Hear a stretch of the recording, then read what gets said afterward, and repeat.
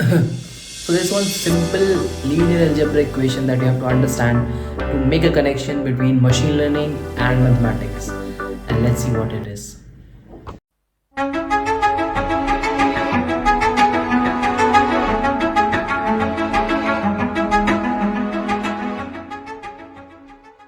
Hey guys, welcome to Real Data Science channel. In this channel, we talk about more generalistic stuff to data science. My name is Shubhagya, and if you have been following this channel, so we talk about the fundamental of data science. How do we understand the data science from the psychology point of view? We understand data science from a mathematical point of view. How things are happening instead of specializing on any tool.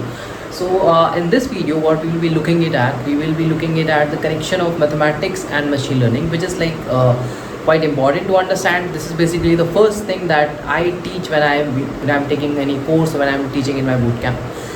The link of that you can find in the description. So what is that connection? How do you link linear algebra? How you link machine learning? How do actually machine learns, right? What is the part of calculus there? How is differentiation being used there? In this video, we will be covering all of that thing and simple pen and paper stuff. No code, guys, today. And I'll be telling you how we do it and how machines do it. And this whatever we are going to learn today. This is basically the crux of complete idea of how machine learning happens, right?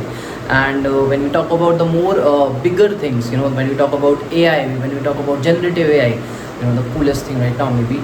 So when we talk about these stuff, then also we talk about, they're also kind of extensions of machine learning. They're kind of a really good example of highly end machine learning algorithms, right? So yeah, this is like the step one of every AI thing, right? And in this lecture, you are going to get a taste of that.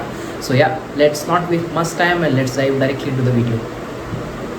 Okay, so welcome to this video, guys, and I've just listed out the topics that we'll follow along with the video so that we don't get lost, right?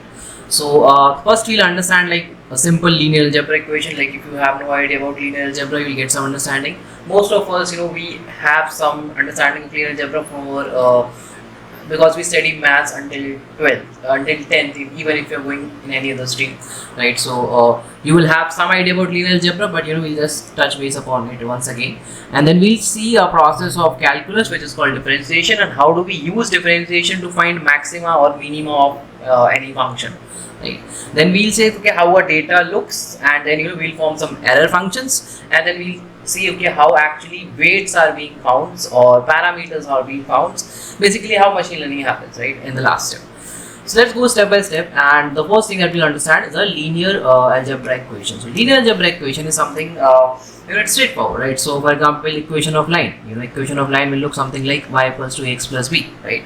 So here if you just want to name the things, so you can call it like f of x is equals to ax plus b. This basically means that f is a function in x and it is ax plus b.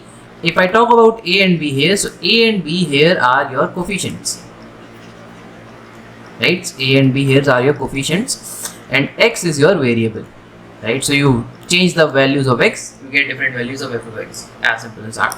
Like this is a level 0 of linear algebra. Now when we talk about machine learning stuff, we take it to a little more advanced level, right? So instead of having x, I can say okay, I have a function of y which can be written as ax1 plus bx2 plus cx3 plus d, right? So basically now what? Nothing. F of x still is a function in x. I am calling you can also, I don't want you to get confused here, you can say y is equivalent to f of x here, right? So when you are calling out any value, you will say y, and when you're calling out the function, you will say it f of x, right? So that's the difference. So and now x1, x2, x1, x2, x3, these becomes your variable, right? x1, x2, x3, this will becomes your variable, and a, b, c, and d, these will become your coefficients. So this is a general understanding of linear algebra, and the idea is that once you have a function like this in linear algebra, you can plot this function. So if I have a function of ax plus b, f of x is equals to f of ax plus b. So putting in different values of x, I can get a different value of f of x, right? So this is the equation of line.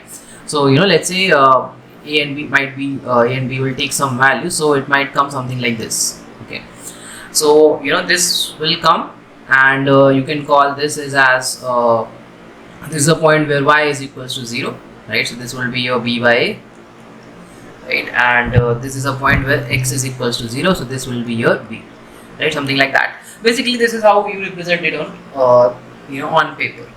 Okay, now this is all I want you to understand about linear equation. I just want to have one more understanding to connect with you, is that imagining this thing in more than one plane.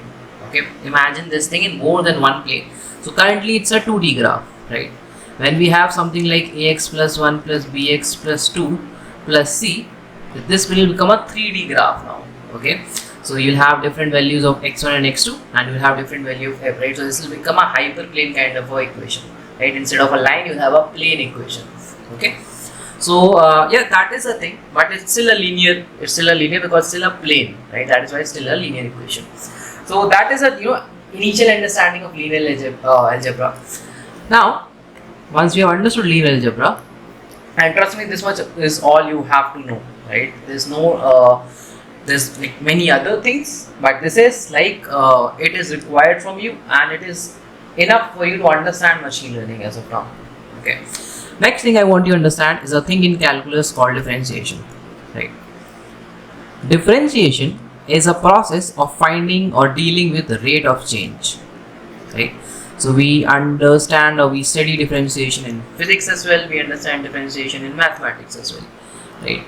So in terms of physics, we call differentiation as a rate of change, right? So for example, if we have speed, right? If you have speed as s, the rate of change of speed becomes your acceleration, right? And we say that okay, if you differentiate speed, and the denotation of that is this, differentiate speed with time, you get acceleration, right? Or velocity with time, so you get acceleration. So well, that is an idea of differentiation. The rate of change is called differentiation, but this thing is basically called slope. Okay, this thing is basically called slope. Okay, and this ds by dt basically means that if you break it down, this means that for a small change in time, and change in time is called dt here, right? Change in time, how much change we have done in speed, change in speed. So for a small change in time, how much change we have done in speed, right? That is a rate of change measurement. So yeah, this is a simple idea of differentiation. So you have differentiation formulas, right? So if you differentiate x square is basically 2x, right? So power comes down. So you have different formulas, sin x differentiate to cos x, like that. Now those formulas are not needed, but so what? What I want you to understand is how do we use differentiation to find maxima or minima of any function.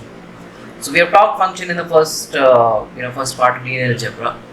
Now there can be exponential functions as well, right? So let's say my exponential function is 2x square plus 3x plus 5, and this function is a quadratic function, right? Remind you, it's a quadratic function. So it's a quadratic function, so I'm not sure, but it will look something like either convex or convex. I'm not going into detail of that. This function will look something like this. And the idea of maxima and minima is that maxima and minima are those points, which actually help us to get to the minimum of this function or to the maximum of this function, right?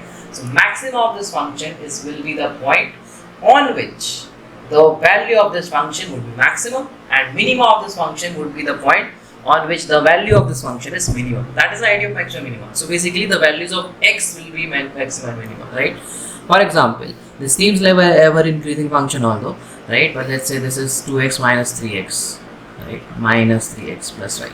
Right? So this function will then have a minimum value, something like that, yeah. So it might be okay, x equals to p. X equals to p is that value on which f of x takes its minimum value possible. That means that x equals to p is a minimum of that function. That is the idea of maxima and minima. Okay, now once we have studied maxima and minima, okay, what are maxima and minima? So the thing is, we use differentiation to find maxima and minima of function. And the idea is simple. You have a function, you differentiate that function. So when you differentiate that function, you get another function, and you equate that function to 0. Now understand this thing, guys. Maxima and minima occurs at a curve of a function, right? As you can see in the graph, right? Maximum minima occurs at the curve of this function, and at the curve of a function, your slope is 0. So basically differentiation value is 0. So we use a reverse engineering here, and we say that, hey, if we want to find the maximum minima function, do one thing, find the differentiation of that function and equate it to 0, and those points will give you maxima or minima of the function. Okay, so we use the same thing here, right? So whenever you have a function f of x, you want to find the maximum or minimum value of this function, and when I say f of x is a function of x, right? So you change the value of x and you get different values of f of x. So if you want to change the value of f of x and find different value and find the maximum and minimum value of f of x, what you will be doing, you will be differentiating it, right? You will be finding f dash of x, equating it to 0. If the maximum or minimum of this function exists, it will give you, right? So it will give you the value of x, p, or something. It can have maximum, minimum, more than one maximum or minimum as well. That is also possible. So that is the differentiation part, and that is the linear algebra part. All that you need to understand the link between machine learning and mathematics. Now, going with our third point is that how do the data looks. Okay. So basically, what we are trying to do is we are trying to understand the link between ML and mathematics. So I'll just assume a data here. Okay.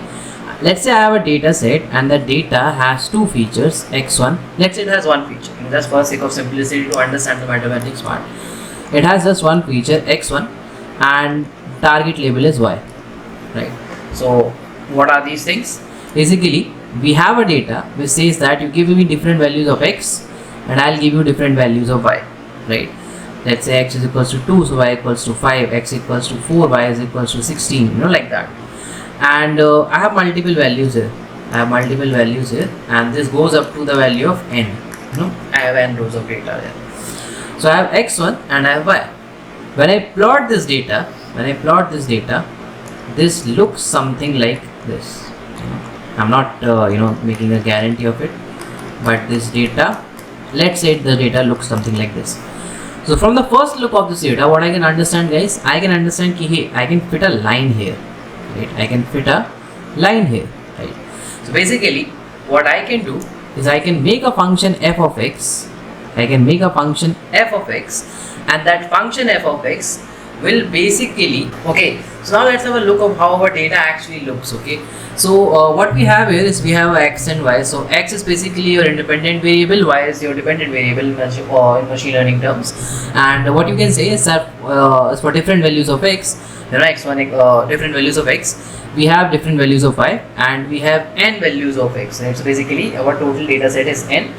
And what I'm saying is that let's assume, for the sake of simplicity to understand mathematics here, let's assume that this data can be plotted linearly. When I plot this data, I see a linear function there. So when I see a linear function there, what I can expect is to have a function f of x, which would be a line function, to fit here, right? Basically, what I'm saying is that I can find the function ax1 plus b, where y would be my predicted value or calculated value. This y is my actual value, the actual value of y, and b is my bias value, or you can say a trade-off value, or bias value, sorry, and a is a coefficient, right? So what we have concluded as of now, we concluded that hey, if I have a data that can be spread out like this, I can fit a function there, f of x, which would be a line function based on this data, right, which will look something like this, ax plus b, right? Now when I fit this function here, what will be the result of this? Result of this would be that next time whenever I have a new value of x, I can give you that value of f. Let's say I want to find the value of f of x dash, so I can find the value of f of x dash, right? So now what I want to do is I have the predicted value y, I have the actual value y, I have the predicted value f of x, right, and I want to find the function f of x, right, f of x dash, right, and I want to find the function f of x, so that I build my machine learning algorithm. And this is basically a machine learning algorithm, right? You are having a function which takes in any new value of x and will give you some output, right? This is basically your new machine learning algorithm.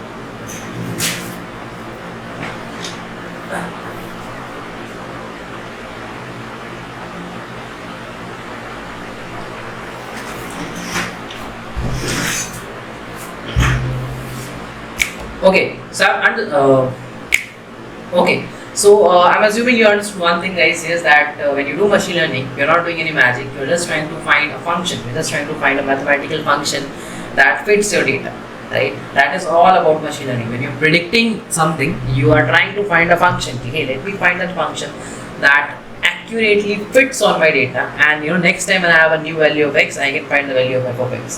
That is a goal of machine learning, and we have seen linear algebra, we have seen idea of differentiation now.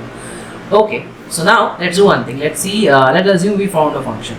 Okay, let's assume we found the function, and that function is ought to be something like ax plus b. Why I am taking this example? There's two reasons for it. Reason one, the example is simple. It will be easy for us to understand. Secondly, I am assuming a linear function, right? When I assume a linear function, so I'll put a line there, and this is the equation of line. Okay, so let's assume that function is ax plus b.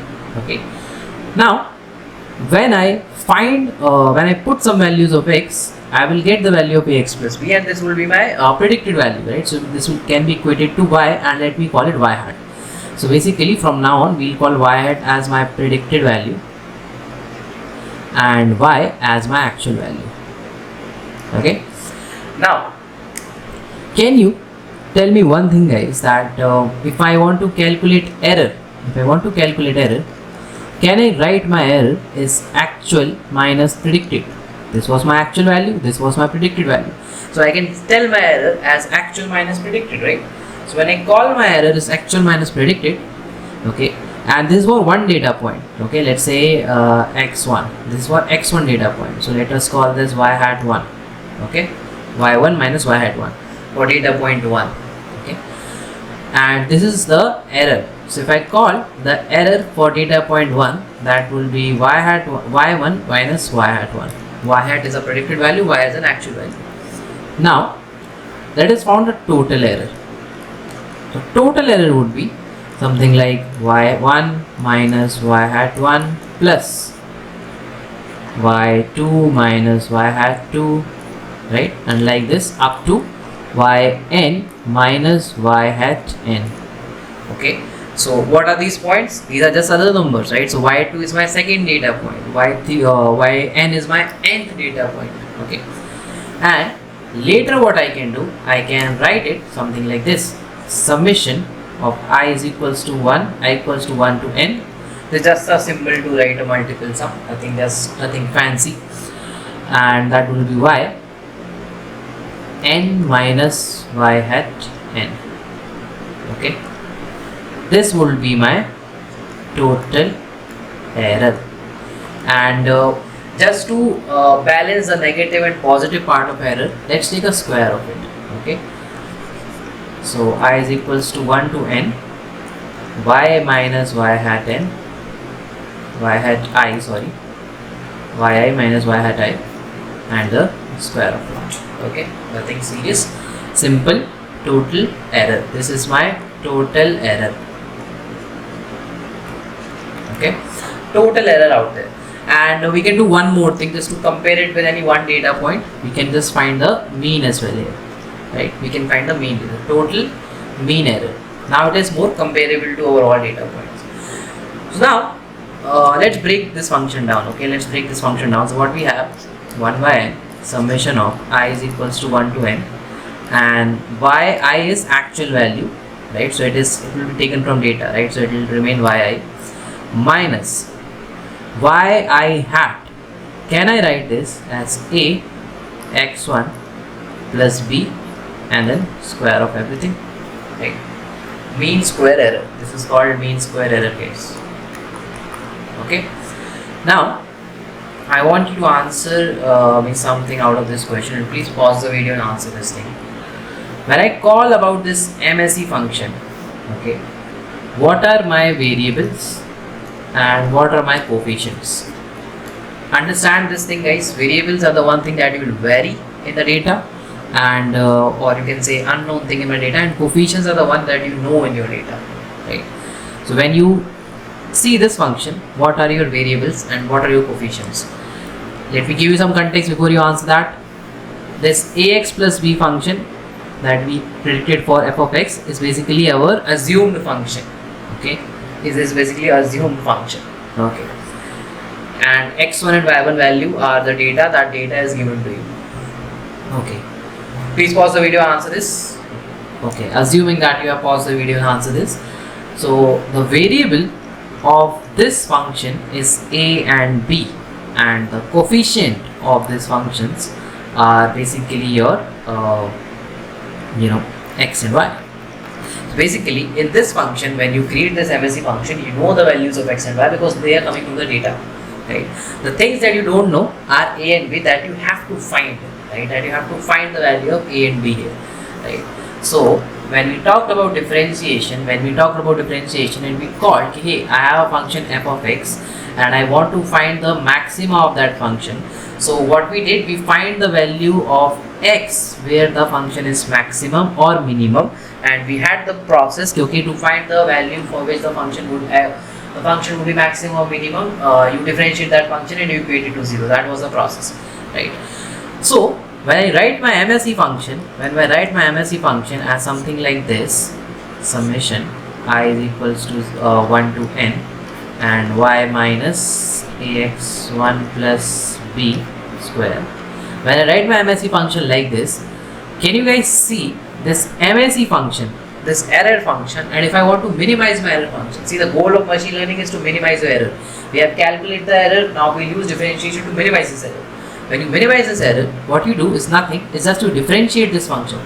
So let's say we call this function as j, okay, cost function. J is a denotation of this function, it is called cost function. So if we call this function of j is basically a function in a and b, right? Because other values are known. J is a function in a and b, right? So, and what we want is, we want the minimum value of j, right? So going from the process of differentiation that we understood is, we have to find the differentiation of j with respect to a and with respect to b, idea coming from partial differentiation, and we equate it to 0, right? So what we'll do, we'll find dj by dA and we equate it to 0, and we find dj by dB and we equate it to 0. Both of these equations will give you the value of a and b. You can put the value of a and b in this function. Let's say a comes out to be 5, b comes out to be minus 3, right? So what you have, y equals to ax plus b, right? So now that will change to y equals to 5x minus 3. Now put any values of x, get any value of y. That is simple idea of how you find cost function, how you relate linear algebra to calculus, to finding error, minimizing the error, and the idea of machine learning, guys. Now this process, when I'm directly equating this to 0, is basically called your normalization, right? When you directly equate it to 0, this is called normalization. And then there is another process of gradient descent, which is quite beautiful. We'll have a separate lecture for that. But this process is called normalization, where you directly equate it to 0. Once you have reached up to this stage, guys, the gradient descent process is a bit complex, but the solution is beautiful, right? So we'll discuss that maybe in a part 2 of this video. But yeah, this is the idea, that you take the derivation. These are called partial derivatives. When you have two variables in the function, you take a differentiation of individual of them, you call the partial derivative, and then you equate them to 0, right? So this is a basic idea, and yeah, that is all, right? That is all about linear algebra and link linear algebra with calculus, with machine learning. Here I have taken an example of linear equation, right?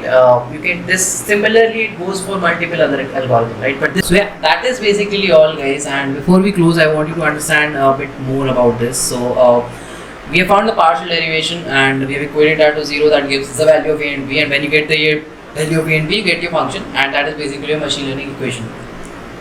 Like you find the function that fits your data. Now in the next part of this video, we will talk about gradient descent, and meanwhile I want you to understand that this much amount of maths is required to start your data science journey. As you move forward, you read more algorithms, you will see some more mathematical concepts popping out there. For example, in KNN you will see things like Euclidean geometry, in naive Bayes you will see Bayes algorithm, right, things like that. But this is a starting point, right? And this is what I want you to start with. And if you have that fear of mathematics in you while studying data science, I want you to forget it. And in the description of the video or in the pinned comments, you will find a Discord link, to our page where we can help, where you can resolve your technical doubts. You can find more job opportunities and links like that. My name is Shubhankit. I teach data science. I love data science, and also I work as an ML engineer in worldwide technology.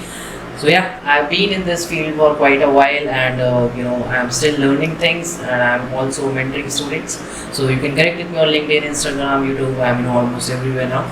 So yeah, that was all about me, and thank you for watching this video, and I hope you learned a lot from it, and I hope you will see the next video as well on gradient descent. Thank you.